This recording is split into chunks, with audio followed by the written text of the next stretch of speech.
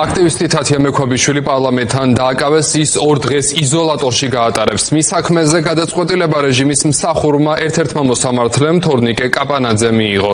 სად გადაიყვანეს მექვაბიშვილი და როგორ ეხმაურება რეპრესიების ახალ ტალღას უწყვეტი პროტესტის ერთ-ერთი აქტიური წარმომადგენელი. ლიზი ბეკუა გვერდდება პირდაპირ ეთერში. ლიზი, გისმენთ. სამოქალაქო აქტივისტი თათია მექვაბიშვილი დაახლოებით 4 საათის განმავლობაში ელოდა შინაგან საქმეთა სამინისტროს წარმომადგენლებს იმისათვის, რომ ის წინასწარი მოთავსების იზოლატორში შეესახლებინათ.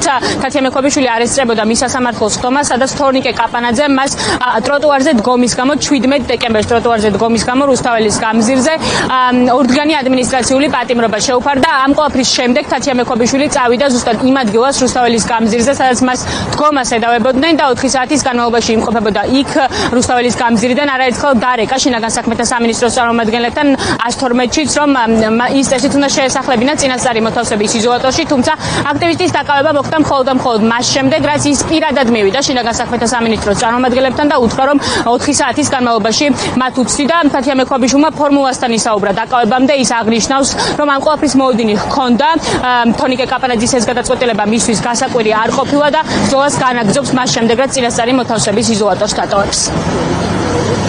ეს არის ყველაფერი რეჟიმის დამსახურება და ამიტომ მე ვფიქრობ, რომ საზოგადოება ეხლა უფრო მეტად მოეგება გონს და ჩვენ გავაგრძელებთ ბრძოლას მხოლოდ და მხოლოდ ჩვენი ქვეყნისთვის და შენი შვილების მომავლისთვის. ეს არის ჩემი სათქმელი, ყველანი ძალიან მიყვარხართ და ვიცი, რომ ეს შიში გადატყდება საქართველოში და ყველანი დავდგებით ერთად თავისუფლების სადარაჯოზე. მიყვარხართ.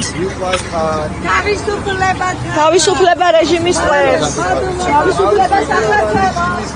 თავისუფლება პოლიციას, სიცივილი მილიციას. არა, საქართველოს ნამდვილად არის გადასარჩენი. ვერ ვიცხოვრებთ ჭეშმარიტი ქართველების დაპატიმრებით. გვეყო რა ტკივილსაც ვატარებთ.